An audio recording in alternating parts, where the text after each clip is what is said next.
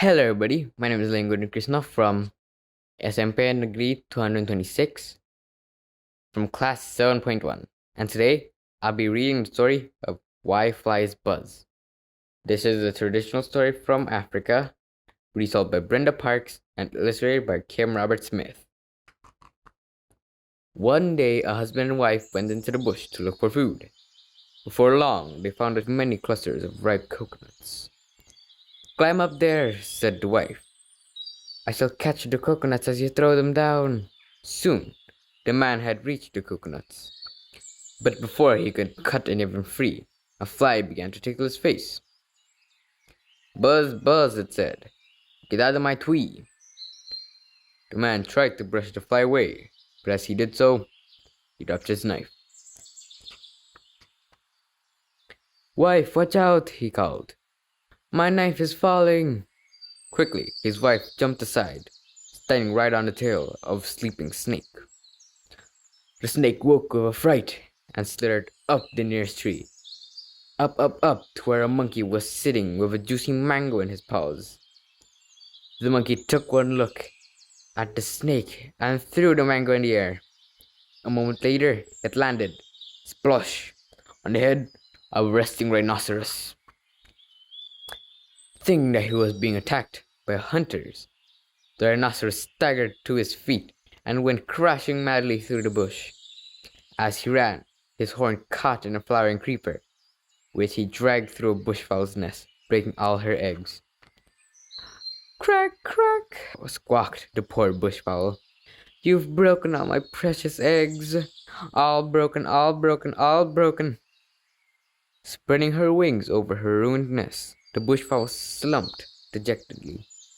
2 whole days and nights went by, and there she stayed, grieving silently. Now, as all the animals of the bush know, the bushfowl is always the first of the wild creatures to wake.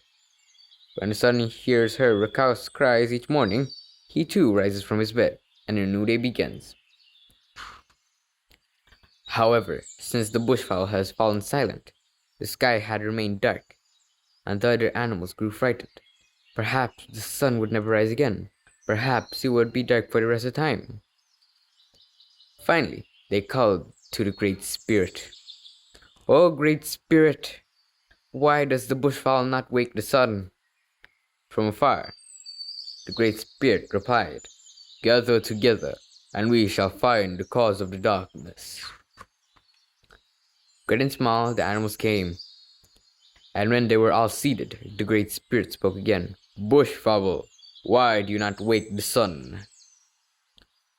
"Oh, Great Spirit," the bushfowl replied, "my eggs were all broken by the rhinoceros, and now I'm too sad to wake the sun." "So the rhinoceros is to blame," the Great Spirit told the animals, "for it was the rhinoceros who broke the eggs, and that is why bushfowl is too sad to wake the sun. Tell me, rhinoceros, why did you break bushfowl's eggs?" "Oh, Great Spirit," the rhinoceros replied, "it was the monkey's fault. He dropped a mango on my head, and I thought that hunters were attacking me again." "Then the monkey is to blame," the Great Spirit declared, "for the monkey frightened the rhinoceros, and the rhinoceros broke the eggs, and that is why bushfowl is too sad to wake the sun." "Skrit, skrit," chattered the monkey nervously. "It was the snake's fault, not mine. He scared me with slithering and sliding." Hearing this, the Great Spirit called the snake, saying, "What do you have to say for yourself?" "Oh, Great Spirit," came the snake's reply, "it was not my fault at all. The woman frightened me, and I slithered away for my life." Well, the Great Spirit told the animals, "It seems that the woman is to blame, for she woke the snake, and the snake scared the monkey, and the monkey frightened the rhinoceros, and the rhinoceros broke the eggs, and that is why bushfowl is too sad to wake the sun." "Tell me, woman," the Great Spirit continued, "why did you wake the snake?" "I did not mean to," the woman replied. "My husband's knife was falling, and I jumped aside in fear." "So It is not the woman's fault either, the Great Spirit told the animals. For the knife frightened the woman, and the woman woke the snake, and the snake scared the monkey, and the monkey frightened the rhinoceros, and the rhinoceros broke the eggs. And that is why bushfowl is so sad to wake the sun. But then a little voice peeped up from the man's belt. Don't blame me. I was dropped by her husband. It is a dangerous thing to drop knives, said the Great Spirit to the husband. Why did you do so? I was tickled by the fly, the man replied. Then all this trouble was caused by the fly, said the Great Spirit. Now, O fly, what do you have to say?